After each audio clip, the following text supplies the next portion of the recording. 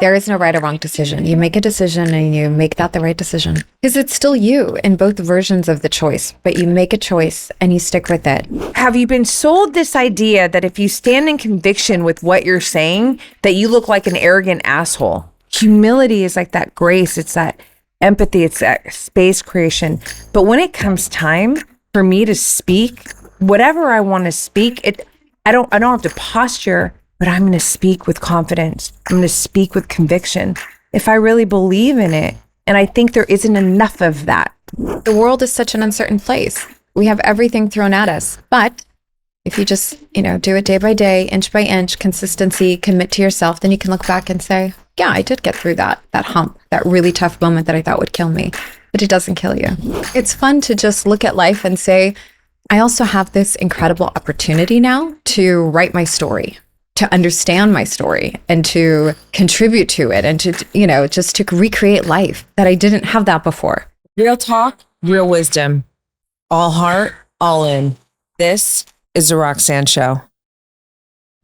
Ellina, and I feel so honored that I can call you Elle. I know you said that most everybody calls you Elle, but I still think that it's like a closer connection kind of thing. So. Actually, only my friends call me Elle. Oh, shit. And my close friends. Oh, I love because that. They think they have to feel it to say it. Yeah. So the fact that you thought to say it just speaks to our, quick friendship. Our beautiful new friendship. I mean, I'm so grateful that we're, first of all, connected. Mm-hmm. And I've had the honor of being on your show, which was honestly one of my favorite conversations. Really? Being a guest. Yeah, truly. Yeah, because you, and this is why it's going to be so fun. And for everybody listening, fucking get ready or watching. You live in the deep end, and that's where I live. And so for me, we talked about this lightly after we recorded, but it's like, I don't do small talk. I don't either. I'm like a mermaid. I swim in the depth. And if you can't swim there with me, we can just be social friends. Yeah. There's so many things that I've already come to love about you. And then also when there's a new friendship, and I say this often, but I don't need new friends. Mm-hmm. So I'm really intentional and deliberate. When I say, I'm going in, we're going to be friends, it's because I feel like I want to invest. Yeah. Because that's, you are a badass. Journalist, you're a boy mom. And outside of just work titles, you really are a woman who is all about self-discovery, self-mastery, and leading truly with curiosity. And to live this dynamic life, it takes a fucking lot to be able to do that. So managing your energy is huge. And I think that when you are, even in friendships, it's like you can't, a person, like for me, I don't have time. I wouldn't even give it if I had it to anything that I cannot fully drop into with authenticity, with depth, and with devotion. So that's the foundation that we're playing with here, Mama. I love that. And I agree. And thank you so much for the kind words and just being so receptive to me.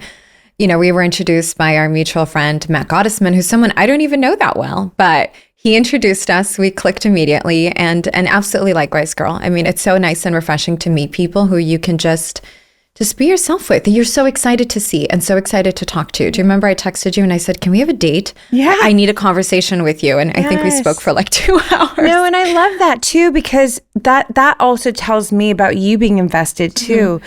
Because also, we're getting to know each other, and that means we're going to be vulnerable with each other and create that intimacy. And if it's not mutual, then really, what do we got, right? What's the point? Yeah. So I'm so happy to have you here and to share your beautiful your journey, your wisdom, your anything that wants to come through.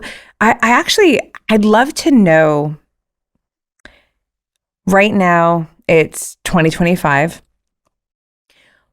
I'll even give the month. We're near the end of September, September 2025. Yes. If you can give me the current season of your life in 1 or 2 words, what would it be and why? 1 or 2 words. That's tough.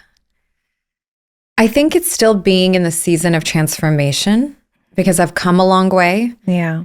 But I know I'm not there yet where I want to be. And I don't really put a lot of pressure on myself for that either. I think it's the becoming is so beautiful in anything you're doing. I mean, think about when you were building something great in your life, whether it was you building yourself back up from something or building a job or a passion project. It's really the becoming that's the most beautiful. So I'm enjoying this version of me because I'm never going to be her again. Yeah. Yeah. And Love taking that. it all in. Yeah. And not letting any of the setbacks or whatever feels overwhelming to consume me and just let it, Come through. Exactly. And I think that's the best way to describe where I am now is still in the becoming. I love it. I mean, I love the word becoming. What do you, writer words and thing. When you say I'm not there, I'm curious to what is there? I think it's on the other side of what I went through in the last few years. I mean, it's something I've talked about on my own show as well. I went through a divorce in 2023. And that for me, it was the biggest change in my life. I mean, I was with my ex-husband for 16 years. We have 2 beautiful kids. So that whole thing, uprooting my life, making that big decision, and then all the little decisions to support that decision and restructuring my life and healing myself and holding my boys, as they also go through this transition. It's been a big, big thing. And so being on the other side of it, am I truly there? I'm there in the sense where I have my balance in life and I'm working and I'm raising my boys and I'm going out and I'm doing different things and I'm traveling and I'm experiencing.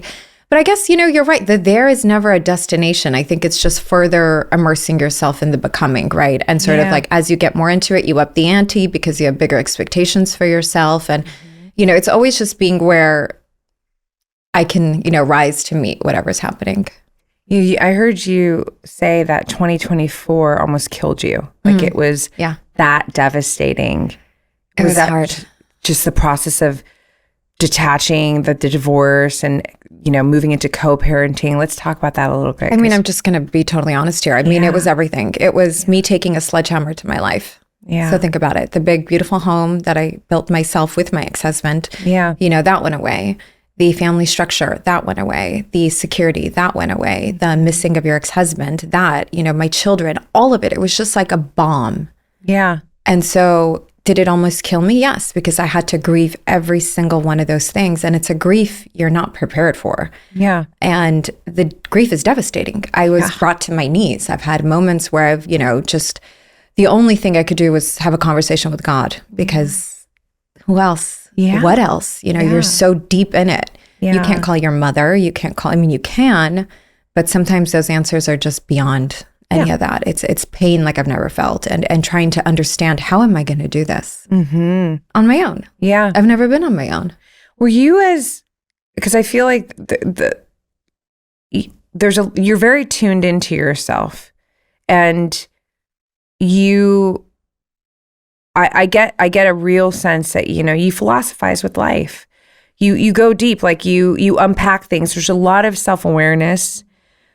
I'm curious, for sure that experience completely cracked open your consciousness, but where the difference between where you are now in, let's just say, the zones of like how much you understand yourself, self-mastery, your self-awareness versus when you were in the thick of that shit. Mm-hmm. Like, were you a completely different person than you are now? I wouldn't say I was a different person. I think I was going through a different moment for sure. And I dealt with it with the only way I knew how. And in some moments it was just surrendering to what is, which is just pain and grief and upset and not knowing and just sitting in it. Yeah. What else can I do? Except wake up the next day and do what I know how to do, which is go to work, take care of my kids, the very basics, right? I mean, that's healing after grief. You just do what you know to do. Everything else, I don't know. And I didn't know for the longest time. Now I have a better understanding of it because as time goes on, you just, get a better handle on that.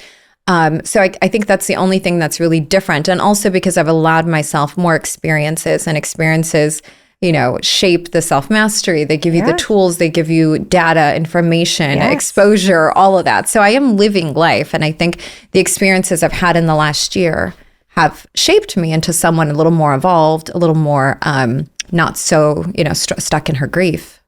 But the fact that you even understand that is unique. Thank you. The fact that you even understand, I say this often, like, we got to play with life to get the material. Mm-hmm. And so you knowing that, to me, it shows me where your consciousness is. It's because a lot of people just don't understand that part of it, but what happens when you do is you lead with more curiosity, because you understand that it is that taking the next step forward, allowing yourself to, move into uncertainty with more of an adventurous, especially if it's scary and all the things, but you're still allowing yourself to be alive, so that you can, because and I've heard you say this, and it's like romantic to me. I'm like, oh yes, she did. She gets it. Because you're here to witness more of yourself, because there's so much that happens when you can do that. Look, I'm a romantic through and through. And so I can even romanticize my grief. I can romanticize the transition, the hard moments, all of it, because I am someone who loves language. I love words. I love philosophy. I love understanding the human condition. I love understanding myself and people in front of me. Yeah. So I think for 16 years, I was not living that way, because I had surrendered to this version of me. Mm-hmm. And so where's the growth? Where's the uncovering? She was already set in that life.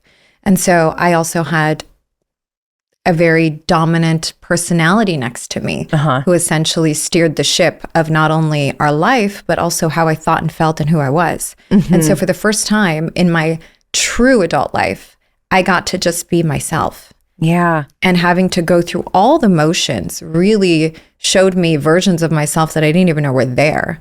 Right. And I'm learning to just embrace and love that moment, because it's also fun. Yeah, right? Totally. It's fun to just look at life and say, I also have this incredible opportunity now to write my story. Yes. And to understand my story and to contribute to it and to, just to recreate life that I didn't have that before. And so even though it's ugly at times, it's not really ugly anymore. Even though it was difficult, even though it almost killed me, it also allowed me to go through this whole rebirth. And so I'm focusing on the beauty of the rebirth. Yeah. it's interesting because as a journalist, it's funny. You're like, and now I get to write my story. And I'm right. Like, wow. And then, you said, I love the human condition and philosophy. And I'm wondering, does your career as a journalist, because you've been doing this for a long time. Mm-hmm. Yeah, 15 years. 15 years. 15, 16 years. But then you had like an affinity towards it when you were a kid. What did you start? There was something that you started. I did theater. You did theater. Okay. Is that what it was? Mm-hmm. But didn't you start your own newspaper or something? Yeah. But that wasn't necessarily because I loved journalism. I just, I watched the movie with Julia Roberts. What is it called? I Love Trouble. And I was like, this looks amazing. It's about journalists. I'm going to be a journalist. So I was just playing, right? I was playing a character in my head. Yeah. So I think it was always the aspect of storytelling and performance that attracted me to broadcast journalism. Because, just to clarify, yes, print journalists are very different. Yes. Even though we write everything in broadcast journalism, the voice, the performance, how you deliver the story is, I think, more important than Right. We're not writing for a newspaper. So just put it to you that way. It's the writing is different. That. Yeah. Well, I wonder, but do you think that any of that, like anything about your career, actually helped you get through your divorce? Is there some kind of connection there? I think it's the repetition. Wake up every day, do the same thing every day, and you're in a different environment every day. So your exposure is different. However, what you're doing is consistent. And so it almost was like, I didn't take a day off during my divorce. Probably, I think one day I took off. And so showing up in a way gave me consistency during a time that felt very uncertain. Yeah. And so that helped me get through it. But also I think just life goes on, right? And knowing that what you have created for yourself is always there gave me a sense of, Yeah. you know, Like a balance. ground. Yeah, a grip. exactly. Well, because you didn't turn into a victim and you could have. Could have. No. Why not? Well, I had no choice. Wow, that's interesting. I left my marriage with not a lot of security. So I had no choice to become a victim. I had no choice but to show up every single day and to do it. I just had to, cry after work, cry on weekends, cry at night. And I cried myself to sleep a lot, hugging my kids and saying, what did I do to them? It's interesting. You say you don't have a choice. And I love it because the truth for you is that. Mm-hmm. And yet I can go, but you could have taken it on. You could have told yourself a different story about what had to how to move from that moment. And we know how that story goes, but for you, it's not even a possibility, which is why you say, I get that. I didn't want to see myself that way. And you have to understand, I met my ex-husband when I was 21. Right. And so I never got to live that life. And when I say live that life, live a truly autonomous life. Because that partnership, he is 11 years older. And so he had a lot of say in my life. And he's a wonderful person. I will never take that away from him. I will never speak ill of him. He genuinely is a good person. Yeah. So I do cherish the time we had. However, I just got to a point where I needed to live my life on my own. Yeah. And not a lot of people will understand that. Oh, yeah. But it's like this version of me was right here. And she just couldn't do it anymore. And for many reasons, it was like, she needs to come through. And because she needed to come through, she had a plan. And she didn't want to see herself as a victim. She wanted to create something new. She wanted to create a life she could be proud of. She wanted to create a life her boys could be proud of. I mean, it's not fun to be a victim, but it is fun to put yourself on a trajectory of true growth, especially when you have such a moment of change and breakthrough. Well, do you feel like in that time of your life, I mean, I feel like you would say probably yes now, but when you were going through that, did you consider yourself, a woman that could do hard things? I always knew I could do hard things, and I've always done hard things. Yeah. So that was not ever a question. It was just, this is going to be the hardest thing I'm going to do. And till today, I wonder if I'm going to get to the next day or get to the next month. It's still difficult. The world is such an uncertain place, and we have everything thrown at us. But if you just, do it day by day, inch by inch, consistency, commit to yourself, then you can look back and say, yeah, I did get through that hump, that really tough moment that I thought would kill me. But it doesn't kill you. First of all, yes. Agreed. And I'm thinking about your journey that would get you into this place where this is your perspective. Do you think it's nature and nurture? Or do you think, I think it's a bit of both. Yeah. I think knowing you can do hard things and witnessing yourself doing the hard things without complaining gives you that backbone, for sure. Was your upbringing, was it like that? No, well, my upbringing was, I grew up in Glendale. My parents got divorced. So I certainly experienced hard things as a young kid and processed big emotions very early. And I learned what it's like to sit with myself, even at a young age. I learned to be very hyper independent from a very young age. So I was never afraid of being alone.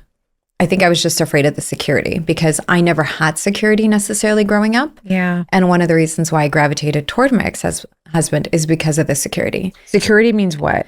Just that someone's got you in life. They're your mountain, they're your, you have a partnership. Yeah. And so it's a big thing as a child when you grow up without a father. Yep. You think that you need that. You need that male presence in your body. Otherwise, you're lost in this big, bad world. Yeah. And I had to tell myself, yes, you're going to go out into the world by yourself. Except now you have also 2 little kids behind you. So you better put your big girl panties on. And is it nature versus nurture? I think it's both. Yeah. But also at the same time, and I have a lot of girlfriends in the same space of starting over. Not everyone takes the time to truly metabolize their life. Totally. I do it, because it's my passion, and that, translates into my work with the podcast. As a journalist, I think I see things differently. So I really try to look at everything from all shades of gray and 19 different angles as opposed to just at face value. Yeah. So I'm able to look at myself and other people and say, well, I can give you grace here. I can give myself grace there. And just just hold both sides. Yeah, that's a gift for sure. That's absolutely. And I'm sure being a mother, how old are your boys? 6 and 9. Wow. That's Yeah. amazing. Thank you. Yeah. And that's got to be, that's a really important trait to be a parent, I think, to be able to have a wider perspective and to be able to, even just hold space for all the different, possibilities. And, with them, it would be temperaments and emotions and things. Yeah. I think the biggest thing that my children have taught me, because I left my marriage thinking, what is this? Our lives look, and this is mainly because I grew up this way, right? I always grew up looking, and mind you, a different generation. So it was way more taboo to be divorced back then. Yeah. And so I grew up always looking at like, well, they have a big house. I live in an apartment. And I'm a kid. I don't understand these things, right? Yeah. Or I look at it like, well, their parents love each other. Mine hate each other. Yeah. So I always looked at like the negative side of what I was going through. Yeah. But at the same time, I also witnessed a really beautiful woman in front of me, my mom, and how she handled being divorced. And she just had this incredible romance about her. Oh. And so I have to remind myself that just because my children's life looks different now, their home looks different now, those are variables that might change tomorrow. Sure. And I have to I have to not hold on to that too tightly and rather just let the universe surprise me or let life surprise me, right? But just focus on the fact that their mother is someone who's strong and she's vulnerable and she's resilient and she's passionate and she loves life and she's with them every day and she's a happy person, and hopefully they can see that. Yeah. And maybe that's what they're going to need for their little souls to be the best versions of them, because we're all born with our dharma, we're all born with our something in us, our traumas and our pain, and I don't know yet what my kids are born with. So I don't know what they're seeing and how it's impacting them. I could have given them the perfect structured life and it could have worked against what they truly need to see from me. Totally. How many lives do you think you've lived already? I thought about this recently. I said, Did you? Yeah. Wow. I almost thought I was on my last one. Oh, shit. Well, wait. Okay. So wait. Okay. Again, 2025.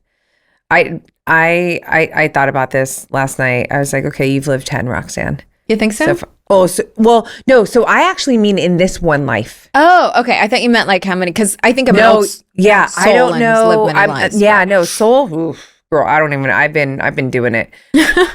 I've been doing it. I feel like I was a fucking samurai. I may have been Joan of Arc in it. I don't know. But there's like always this warrior, like I'm ancient. No, like literally in this life, I counted and I went through and I'm like, I'm on my 10th right now. Wow. Yeah, 10th life. I've definitely lived a lot of lives. Yeah. I've lived in different places. I've taken on different energies and different sort of versions of myself. I don't know how many. Yeah. But, I'm in one now and she's very different than she was, 5 years ago. Yeah. Well, I mean, what do you think about identity? So the shift of your identity, first of all, I mean, when you're with someone for 16 fucking years, that's a long time. And your whole identity actually becomes a part of that exchange, that relationship, that person is impacting your self-identity. Every aspect of you. Every aspect. Especially the way the relationships are set up in a communal culture. I'm Armenian. Yeah. And so there's a lot of give everything to the man. You have to mold yourself for the man, be the supportive wife at the expense of you for a man. And granted, I received a lot of support too, but I think naturally you allow parts of yourself that don't, parts of yourself that don't align with this relationship to go to, fall to the wayside. Even if it's something you love about yourself, you're just like, well, it's not working here. So I'm going to kind of let go of that part of me to make this relationship strong. Yeah. And then you don't realize it's like I'm missing an arm now. It's like that part of me that used to speak up for herself. She totally lost that. Well, where is she now? She's front and center. Yeah. She's learning to speak up for herself more and more. Yeah. For sure. Your authentic self. What is that for you? And that's such a broad question. I mean, I don't want to say it's broad, but my authentic self is genuinely someone who is just very heart-centered. I can look at everything in so many different ways, but yet I have standards. Yeah. And being an empath doesn't mean that it's like carte blanche, we'll just, no, it's not. I've learned that about myself, that I have to actually speak up about my standards and not just my authentic self. She's someone who loves to cook. She's someone who loves to be with family. She's someone who loves to be around love. Yeah. I love, again, being at the depths, show me a different way. Show me and let me show you a different way. Let's get really underneath it. Yeah. I don't know. I'm not someone who I want more. Yeah. In everything. Yeah. The mermaid living in the depths. Carl Jung, his quote, "Until you make the unconscious conscious, it will direct your life and you will call it fate." Mm-hmm. I love Carl. Me and Carl. Do too. Yeah. It's like fucking Carl. He's just popping up all the time in my life. Let's talk about consciousness, your consciousness. And obviously it's a big subject. Mm-hmm. When you hear consciousness, what do you want to talk about? What comes through you when I say, let's talk about consciousness? Where do you want to go? To me, consciousness sounds like what you know and what you don't know, what you're aware of and what you're not aware of. And I think that's always changing. And then there's a baseline consciousness, right? That evolves through the years. Yep. Yeah. Well, I think consciousness for me is the degree at which you actually not only are awake to, life, but especially awake to your soul.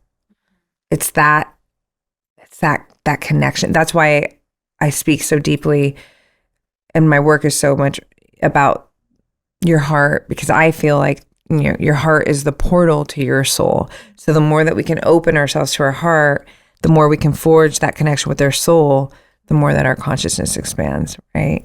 And I really believe too, in relationships, there's two factors. There's your consciousness alignment and then your values. And when those two things are in alignment, then you can really go the distance with someone. Friendships too, not just romantic partnerships. So consciousness is a big fucking deal, and it's not, it's not good, bad, right, wrong, hierarchy. Oh, my consciousness is higher than yours. It's everyone is where they are, right? And where they need to be. Where they need to be on their journey. Well, hopefully, right? Hopefully, because yes, you know what? You can say yes. Because even if someone is sabotaging themselves, even if someone is creating unnecessary suffering in their life, no, I don't want you to be there, but maybe that's where you need to be to finally get to that point where you're going to have some kind of fucking Mack truck moment that is going to shake the shit out of you until you finally go, oh, okay, right? That's right. That's what I meant to say, is that sometimes consciousness is you being here, so that you can, at your own free will, figure out where you need to be and exercise that. I think we're constantly given so many tests all the time. Yeah. And it's not even bad tests. It's just tests can you see it? Yeah. Can you see what we're trying to show you? Yeah. Because it's right there. So and that's fun. There have been plenty of times in my life where I've seen it and I'm like, but I'm going to be accepting. It's no, you don't need to be. Well, that's so good though, because do you believe that we talked about this actually on the phone?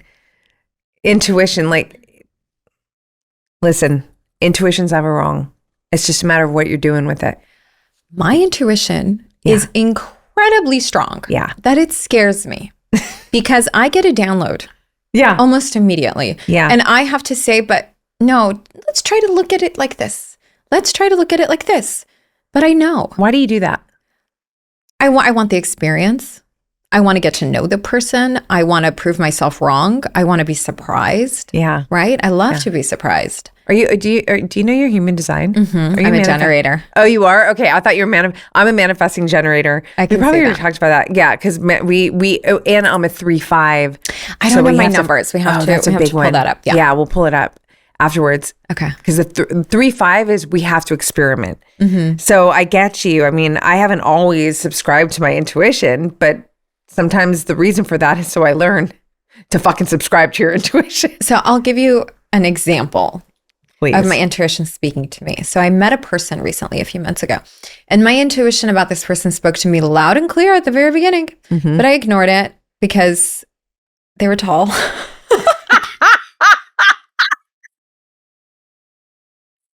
were the girl at the end of the day. Okay. I mean, he had great so qualities that I really liked. But my intuition about this person very gently spoke to me in the beginning. And I ignored it because I wanted the experience, because I wanted to really see them for who they are inside. And I said this to them. I also got a download that said, this is a person that doesn't want me to check off boxes with them. They want me not to judge them, because I think he's been judged his whole life. So I'm going to try to approach this with so much compassion, because I know I can do that really well. Yeah. And just see where this goes. Yeah. And see what he shows me. And maybe he can show me something that's going to blow any list off, you know, whatever. Yeah. Guys, I woke up at 3. I can't find my words today. I'm with you. But, yeah. You know. I'm following but you. You know what I'm saying. Yeah, exactly. More or less. So I just wanted to see it, you know, and to experience this beautiful person in front of me. And I got to. But no matter what I knew in my intuition, it just rose to the surface eventually at some point. And that's okay. You know, I'm grateful for the experience, but what I knew then is no different than what I know now. Right, so, girl. I really relate to that exact experience, except wasn't tall. And here's the thing. My ex-husband, I knew that about him too, one way or another. Even at 21, my intuition just said, this is this about this person. And I broke up with him after 3 months. And then I went back because I was scared. I was scared that he's a good guy and that I'm never going to meet anyone. And maybe that's the intuition. Never going to meet anyone. I was 21.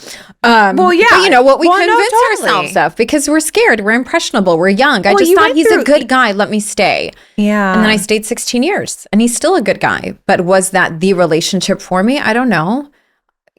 Well, I mean, in some ways we can say yes, because you are everything that you are right now because of everything that you've, in fact, in your own beautiful words, I heard you say, I'm going to chop it up a little bit, but the main point will be here.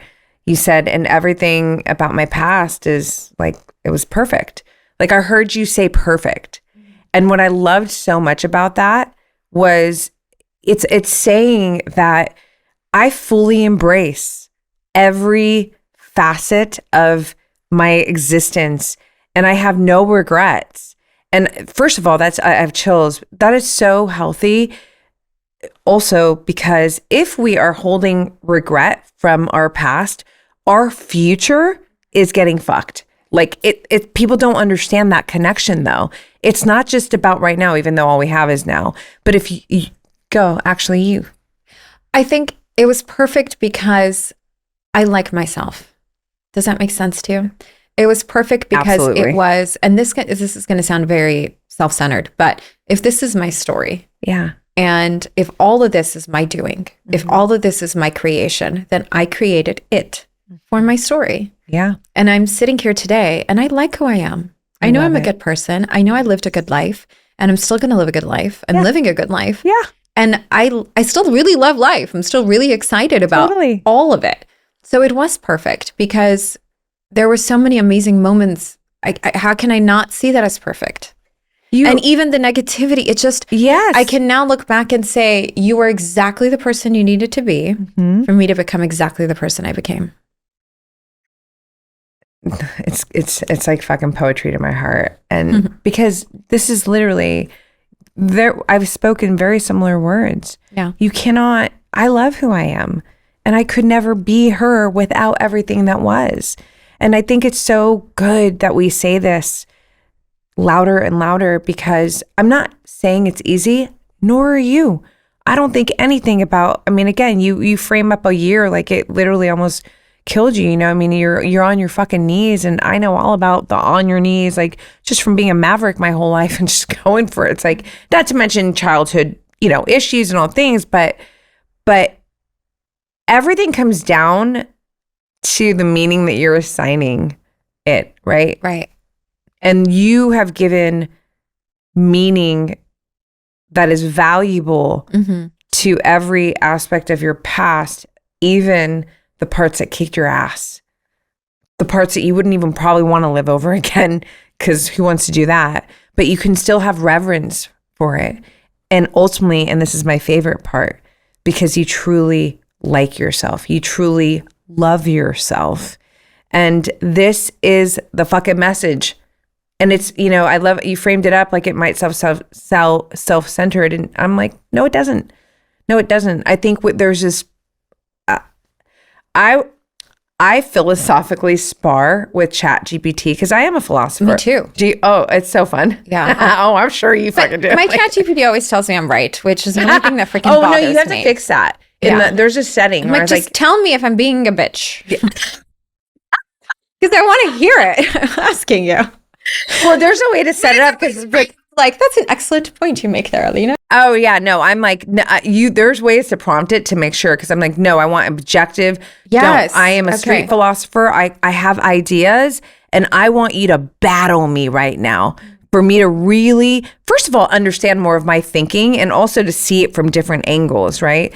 So I got into it the other day. It's really fun. This is what I'm doing at 4 a.m, by the way. We both wake up around the same time. Yeah. It's like, but it's this beautiful time of day where I have all the space. I'm in my alpha brain waves because, came out of sleep. And this is where I get my downloads, that turns into what I speak about, turns into what I write. But I was talking about how humility sometimes is really a mask for insecurity. Mm-hmm. People can be, I just want to be humble. It's like, really? Is it that you want to be humble? Or is it just that you're not really secure about what you're saying? Or is it, here's another thing, or have you been sold this idea that if you stand in conviction with what you're saying, that you look like an arrogant asshole? Because I frame up humility as, watch me treat other people. I know who I am. I know my heart. Mm-hmm. Like, you want to know who somebody is? Watch how they talk to their server at the table. Right. That's huge for me. I don't give a fuck how, they were sweet. And then you see that same person, like, they don't even give eye contact and they just, and it's like, I just saw so much about you. That's okay. Not judging. I just observed, right? But humility is like that grace. It's that empathy. It's that space creation. But when it comes time for me to speak, whatever I want to speak, I don't have to posture, but I'm going to speak with confidence. I'm going to speak with conviction if I really believe in it. And I think there isn't enough of that. So what you just said was so beautiful about your past, about you loving yourself. It's like, fuck, this is not self-centered. This is gorgeous, truthful self-love. Thank you. What is your relationship with self-love? I give it to myself every day in the form of humility, in the sense that, every moment I may know and I may not know, and that's okay. That's how I give myself, that's my version of humility. It's like, there may be days where I wake up and I'm like, I've got the answer. And some days I'm like, I don't know. Really good. I don't know. I'm either going to learn it from my 9-year-old because he channels messages from God to me all the time. I believe it. And it's because I asked for it, but it comes through my child. Or I just hear it in a movie randomly, or I read it somewhere, or someone tells me something, because I'm still open. I want to know. I have that curiosity, and I don't know what I don't know. Yeah. Right. Yeah. So, and every day, I think every day is a brand new day to start over. I want you to repeat that was really profound. Thank you. I know, and I don't know. What was that sentence you just said? I'm like, rewind it. There are some things I know and some things I know I don't know. Yeah. And that's really just saying, I don't know. I don't know what this moment is, because right now maybe where I'm trying to get to is so ahead of my timeline. Yes. That of course I'm not going to know. There's space between where I am and what I'm supposed to know. And sometimes I think we try to fill it prematurely. Yeah. With everything we think we know. Right. But if you can just say, I don't know right now what to do. Yep. And I'm just going to sit back without getting anxious, without getting reactive, without panicking. And just let me take a pause. I'll know in the morning. And so giving yourself that humility that maybe I won't know in the morning. Maybe I'll know for days from now. But that doesn't take away from me actually being a smart person and someone who's got it together. It's just in this moment, I don't know. Yeah. That's so beautiful and so powerful. Thank you. I know you love quotes. I want to actually share one of my quotes with you. I have a few quotes. I love quotes. I read quotes when I'm bored, and poetry. Oh, I love it. Yeah. I mean, words are an experience. One of my quotes, there are no shoulds that live in the heart. It's a sharp yes or a sharp no. How do you feel about that quote? I know that the next person, and this is just the first thing that came to mind, I know that the next person I'm truly going to love is going to be a hell yes. Yeah. I love and that. So far, I've taken shoulds and thought about, what should it be? And I don't want to live in that space necessarily. I mean, I did for a moment because I think I needed to experience different things and I needed to experience myself and just learn about life and gain that experience that I really never had. But I know for a fact, and I'm getting closer and closer as my discernment in that department is getting stronger. Yeah. That the next person I'm truly going to love, it's not going to be a should. I'm going to be, you said something to me earlier today. You said, I knew he was real because I was willing to get hurt. And I haven't done that yet. I think in layers and I think a lot. And so when you really break it down, I mean, what does it all come down to? And that was my answer. Yeah. I'm willing to get hurt. Because that's the bottom line with love. It's like, you got to go in, you got to go all in, right? We can't tiptoe. And so, yeah, I love that for you. It's going to be a full body hell yes and no shoulds. And, and it's interesting because I think the journey sometimes, sure, it's, like I want to get the experience. I think also there is a meant to be factor a little bit in I think the most important thing is, well, here, I'll give you another quote. It kind of rolls into that. This is one of mine again. You can't make a wrong move when you make a true move. And those are the only moves that come from the heart. I've been saying a version of that to myself lately is there is no right or wrong decision. You make a decision and you make that the right decision. Yeah. I mean, because it's still you in both versions of the choice, right? But you make a choice and you stick with it. And that's it. What do you think that difference is, though, when you say it's still? I mean, it could be anything, right? It could be anything. But I just think if you truly want to make a choice, you make that choice because it's in the deciding that moves your life forward. You said this too. It's deciding. It's making decisions. It's moving the needle forward. Yeah. So make the decision. Yeah. Maybe it doesn't work out and then you're back to square one. Right. But you have to make the decision. You have to move towards that and you have to work to making that the right decision, regardless of what it is. You're never really at square one again, right? No. Yeah. You're always you're at a different square. I don't know what that square is. It's like with this situation, I made the decision I was going to try. Yeah. And I tried and I realized, no. Yeah. It's not working. Yeah. And so that's what I meant, but you're back to it because the decision you made still got you back to, Right. Right. But it affirmed things. Yes, exactly. And that sometimes I think that's even so important. I mean, that's always important, but that could be the very reason why that had to take place for you. Because if you think about, you were solidifying and shedding constantly. This is not for me. This is not mine. This is not who I am. And this is a fuck yes. This is mine. This is, this is me. Right. Yeah. You asked me about authenticity earlier and it wouldn't come to me, but my whole life, especially from my ex-husband, I was called a hippie. Hippie girl. And it's just because I've been a free spirit and I can live a very structured life and still be a total hippie because it's how I move through the world. It's my acceptance. It's my open-mindedness. It's my, you would never think someone who's in television and is a journalist and is a mom, thinks the way I think, but I really do. I mean, my mind can go anywhere. Yeah. And I'm willing to explore it. And I think that's such a beautiful thing that a lot of people aren't. Right. And that comes down to self-trust and self-love. I love and trust myself so much that I'm going to give myself the experience.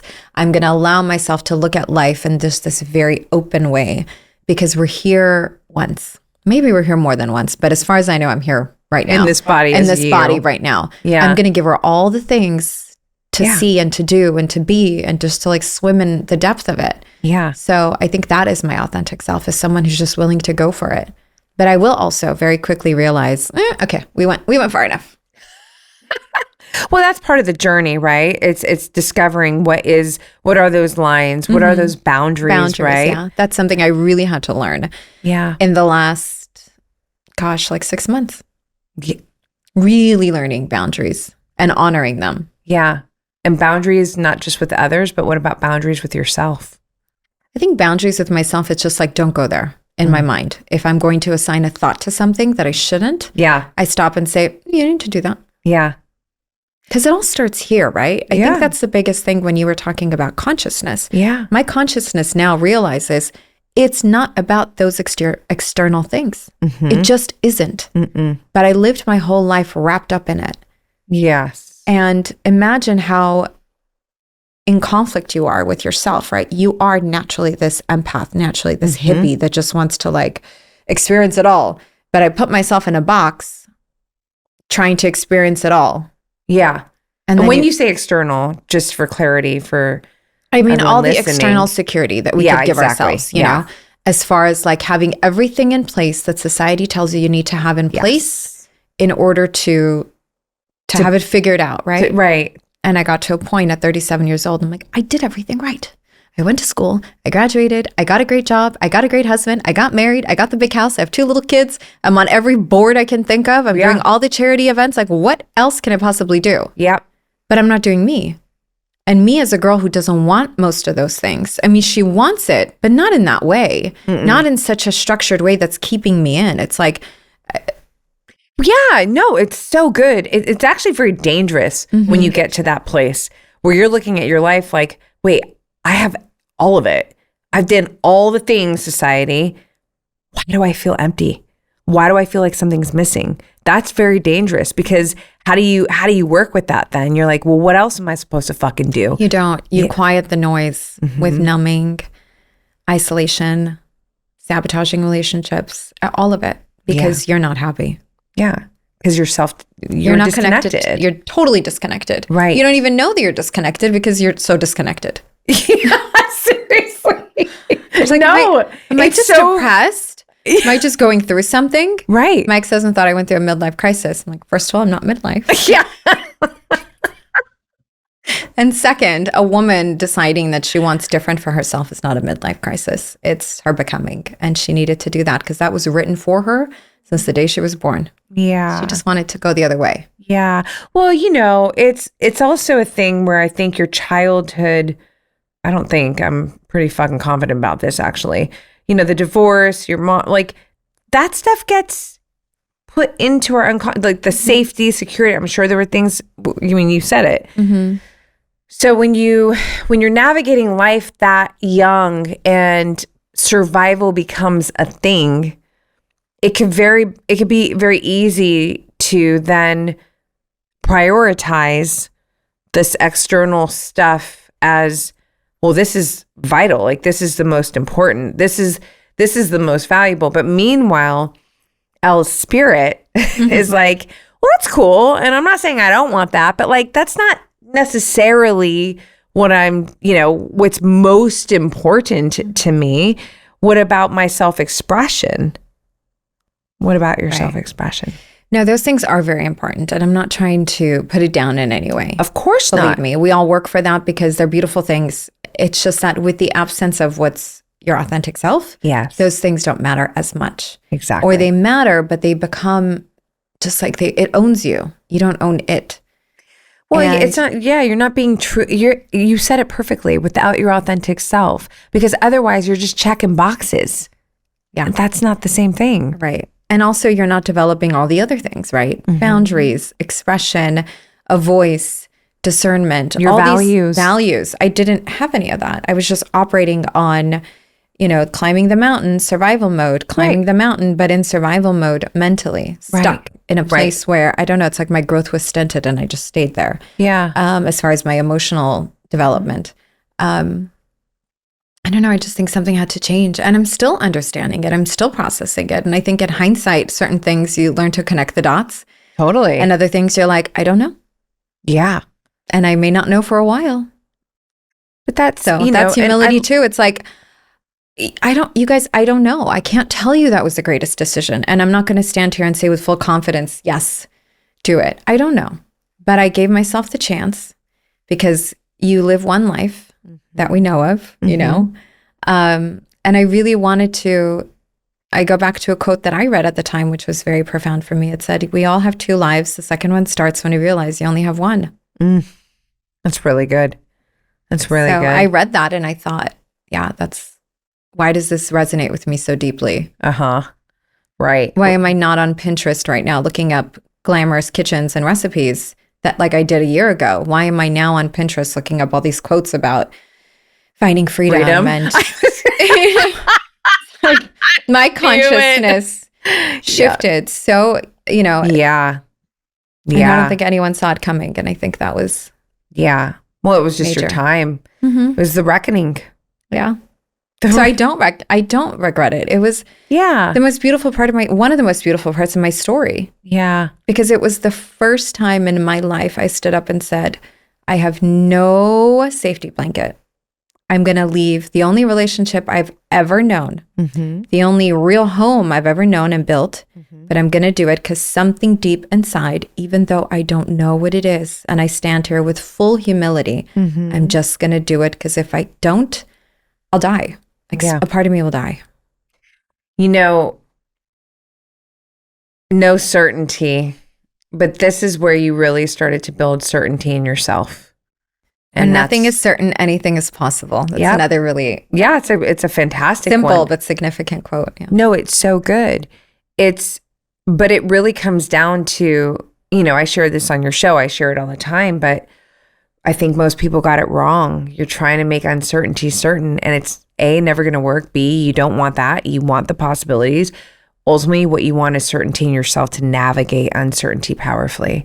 And I feel like that was the reckoning for you, was that, you know, your freedom that had been suppressed. And I'm not saying that in the sense of like somebody was suppressing you, but it was like your self-expression, your true Elle just was busting through the seams. Like I can't breathe and I need to breathe. And so that reckoning took you to that place where you're like, I don't fucking know, but I'm going to know enough in me to take this next step. And then I'll let whatever comes after that come. Right. Which is and incredible. I mean, now 2 years in, I think the only thing that I've truly realized is that you never really know. And it's a constant dance with God and with the universe and what comes your way every day. And as you commit yourself to your self-mastery and your growth and your curiosity and just loving yourself and holding yourself and, you know, the people who are important in your life, you're going to be fine if you're in the dance. Yeah. You're not in the victimhood, because victimhood is, you're not on the dance floor at all. You're playing the victim. But if you're there and you're like, we're going to pivot this way, we're going to do this, we're going to go with this flow, and we're going to do that, and I got this, and this, I don't know, so I'm going to move back. It's just constantly being in it, right? Showing up. Right. Showing up for your own life. Right. With a commitment for truth and a commitment for moving forward. Because I do believe that you can't stay stagnant. You can pause, but you have to always be moving with the flow of life. Yes. And that's where I am now. It's just like everything that's coming up now, there is such a distance where I can say, what is this teaching me? Why is this person here? What is this thing doing? It's moving me to the next thing. And it's no longer panicking about, you know, is this right? Is this wrong? It's just like, okay, let's go. It's a dance. We're doing it. Yeah. You have that space, and that really is, you know, everything. It's that self-awareness. We need that metacognition to think about what we're thinking and observe ourselves, and not from a place of judgment, but from a place of curiosity, so that you can allow all of that to unfold for you. And it's so powerful. And it's like, I love stories like this because I really believe they're important to be heard, because it gives other people hope. It gives we both know that there's so many out there right now listening, watching, that are standing on the edge of uncertainty and having to make decisions and afraid, and their life could look completely different than your experience and mine, but it's still some of those principles are the same thing. It's like, you know, courage. Yeah. We need courage, you know, and I love again that you went back, you said, you know, it's my self-love and my self-trust, because self-trust is the premise of my work. I really believe that if you don't trust yourself, you never know yourself, because you're not going to put yourself in situations that show you who you are. Yeah. So I love that you said that like my name is Ellina. Like it was so, there wasn't any hesitation. And by the way, I'm also not discrediting what it must have fucking taken so far for you to get to that place, because that's a lot. It's humility and surrender. Truly. It's making a decision, even if it's a small one, and saying, I made that decision with the consciousness I had at the time, even if it was 10 minutes ago. Yeah. And so if you sit in judgment of yourself and say, well, I should have done it like this, or I should have done it like that, I should have done it like that. It's like, no, you did that because you did that. That's you. Yeah. And maybe that was your intuition speaking, and I don't know yet what it's like for me to move that way, but I will eventually. So just let me make those decisions and see what comes up. It's like life experiment, right? Totally. I'm looking at it all. But if you can take that approach where you are empowered in that way, as opposed to, oh shoot, I did this and it's a bad choice. Why did I do that? That's self-sabotage. No, you did that. Own it. Move on. Tomorrow, maybe there's a chance to flip that. Absolutely. But you're the architect of it. So just trust yourself more. Even if it seems like you're making a bad choice, just let it happen for a minute. Mm-hmm. Yeah. And this has got to you're an incredible mother. You're an incredible woman, but I can see that transfer. Thank you. Yeah. Just because to have this kind of consciousness and to be able to be raising children, fuck yeah, the world's a better place. Because this is so important at a young age for them to get this kind of, you know what I mean? Because times are different in the past, and everybody is. It's like what you just said. I really believe that too. We only know what we know when we know it. That's it. And so, even if your parents fucked up or whatever, it's like they only knew what they knew in that moment, and they're getting it from their parents or whatever. So it's just beautiful to you independently, and then also just thinking about you as a mother and how that transfers. This is really powerful. Thank you. Yeah. I think it's my way of giving unconditional love to my kids. Mm-hmm. I'm not the greatest at taking their iPads away, but I know. I'm sure many stand with you on that. Don't worry. But I know for a fact I'm going to give them so much access into themselves because I have the tools. And I know as little boys, I hope they will grow up to be emotionally resilient. And, I can't wait to live life with them. And just to kind of like allow them to hold space for all the parts of themselves and to just really be curious, happy kids and adults. That I know I can do for them. Everything you said is so beautiful. And again, as a writer, to give them the most access to themselves, that is some shit, girlfriend. Yeah. Like if I repeat words, because I really want people to feel that, that's so good. Thank you. Yeah. I think that's the most important thing in life is to have true access to yourself and just have this little love affair with yourself. Yes. But it takes a lot of stripping away to get there. Yes. Podcast. Breaking through. That's your baby. It Yeah. is. Yeah. Yeah. I mean, how long ago did you start it? Not that long ago. Well, we started in November of 2024 is when we launched. And I say we, when we launched the show. You're kind of on a year almost. Yeah, almost on a year. Yay. And I love it. I love it. I learned so much. Thank you. Yeah. Ditto. I learned so much. I love creating like this space for amazing conversations just like you. And so it's a beautiful thing. I hope to do it forever. What are you learning about yourself through it? Oh gosh. It's such a great way to go back and listen to yourself too. And you're like, I've changed so much. I don't even think that way anymore. But I think what I'm learning about myself, and this was like the biggest, ripping off the Band-Aid, was can I go out there with my story? Because I work in television, but I'm in news. And so it's never about me. It's always about the story. Rightfully so. That's how it should be. I've never tried to make it about me. And I'm okay with that. Yeah. But it is kind of all about you. And it's all about you and your experience and other people and channeling them through you and all this, totally that's new. But in order for me to do it properly, I had to sit down episode 1 and just talk from the heart and everything I went through.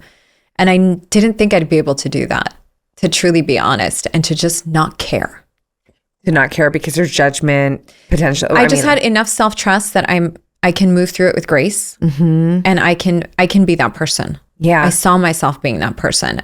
Someone who can talk about things that are taboo, especially in my Armenian American community. And I'm so blessed to have them as, in my corner. Yeah. And they were just so receptive to the show. They love the fact that it's like, oh my God, no one's talking about this. You're so honest and vulnerable and you're crying and you're sharing. I didn't know we could do these things, but you're doing it gracefully. So it's nice. It's digestible. It's not like TMI.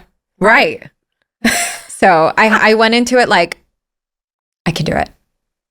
Yeah, you can. And there's so much more to do. Oh, there is. I know. I'm so excited for everything that's going to continue to come for you and through you with your podcast. I mean, this year for me will be 8 years. And so, I don't even realize it. But then when I say that and knowing, oh yeah, podcasting wasn't even a thing when I started. Right. Now I can say I'm a podcaster and people know what that means. Right. Before it was like, what? What is that? Yeah, exactly. And it's for me, I'm living my dharma. Like this is to the end, to the end of the end of the end, because it really is, it's my heart, it's my baby. And I think you are so beautifully and perfectly positioned to have your own show. And just to, again, like as a guest, it was such a beautiful experience for me. Thank you. Yeah, because you're really in it. You're really present, and I wonder, does any of, I feel like I already know this answer, but I want to ask it anyways.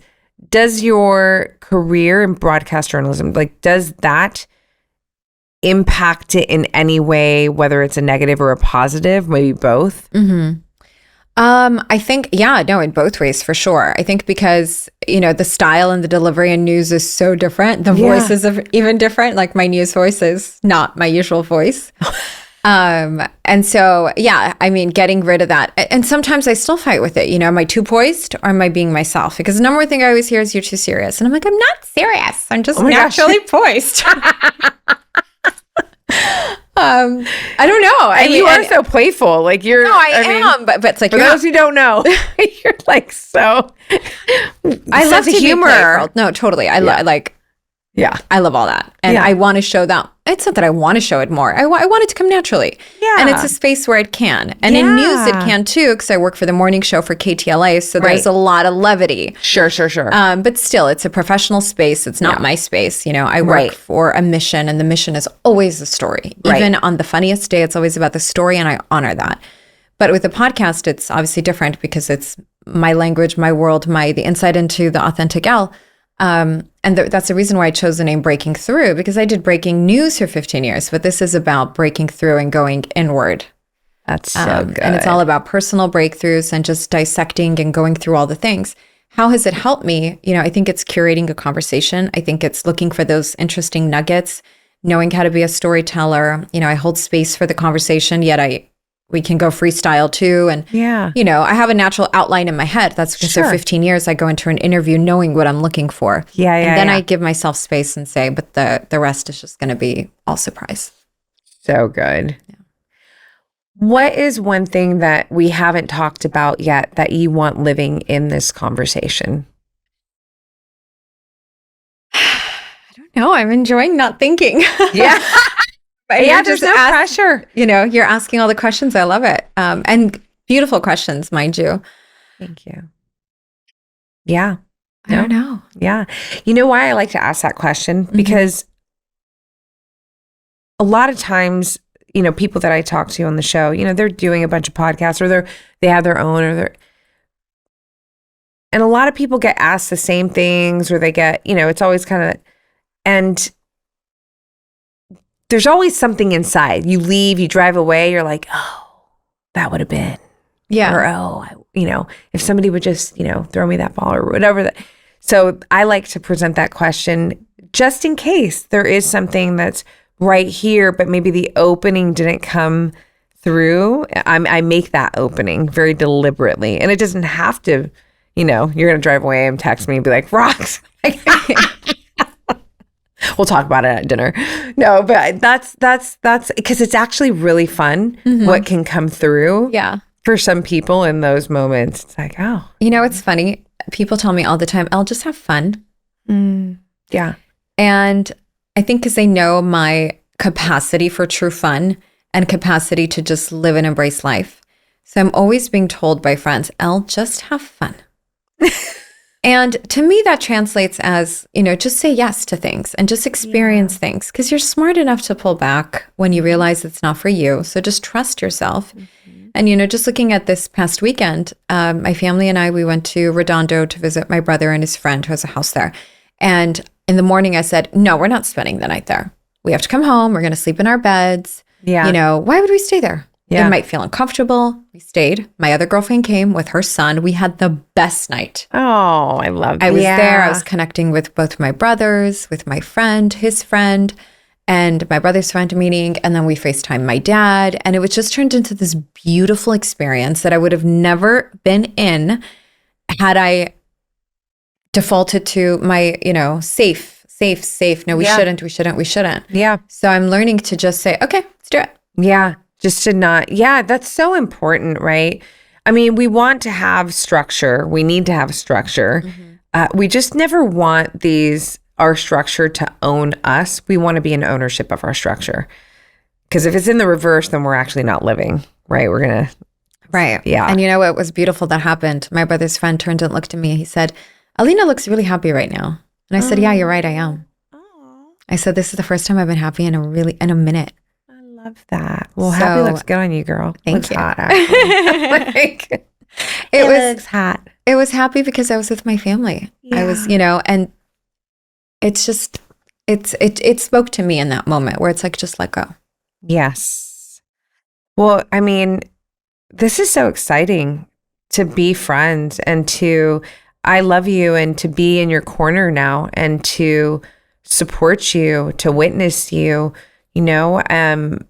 to go on the fucking journey with you, truly. Like Thank you. Likewise. Yeah, girl. Like we're in. We're going.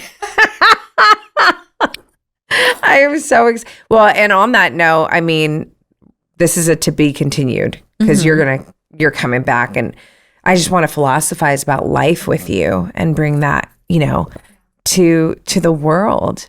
Yeah. Thank you so much, love. Thank you so much. Round one or two. To say one final thing, and to the point about this weekend that I made, it's just life is going to hold you. You're going to be fine. I love it. Let it happen. Say yes. Create the structures in you. It's like when you show up to anything you know how to do. It's like second nature. Yeah. You know you've got you. Yep. Just say yes. Yeah. And experience it. You never know. Do you write? For you personally, I mean. Yeah, I freestyle write a lot. You do? Do you find that is supportive to your growth, to processing, to feeling your... Yeah. Sometimes I have to come back and read it and I'm like, what was I thinking? And the other times I'm just like, wow, that came out of my mouth. That came out of me? Yeah. Let's save this. So good. Yeah, I think, thank you. Thank you so much. Yeah. I think this is just the beginning. And I think it's really just a matter of taking all this raw talent and this raw time in my life and being able to put it to work in the right way. Yeah. And being able to channel it in the right way, because you can have so many great ideas, but if you don't know how to structure it, then it's never going to be easily digestible for someone else. Right. So I'm in the process of that, learning how to take all this and to put it in a format that people can truly understand this story and what I went through and what I grew into and all of it. Beautiful. I love it. I love you, girl. Love you. We're breaking through. So we're definitely going to send everybody to the podcast, and your Instagram is awesome. Thank you. Yeah, it's Breaking Through, the Ellina Abovian podcast, and you can find it everywhere. Spotify, Apple, we have video as well as audio, and Instagram is Ellina_Abovian. All right, Mama. Or on Channel 5 every day. That's the easy one. Girl, on Channel 5. I love it. Thank you for having me. Oh my God, so nice. My pleasure. We're doing this again and again and again and again. Let's go have dinner now. Yes. Okay.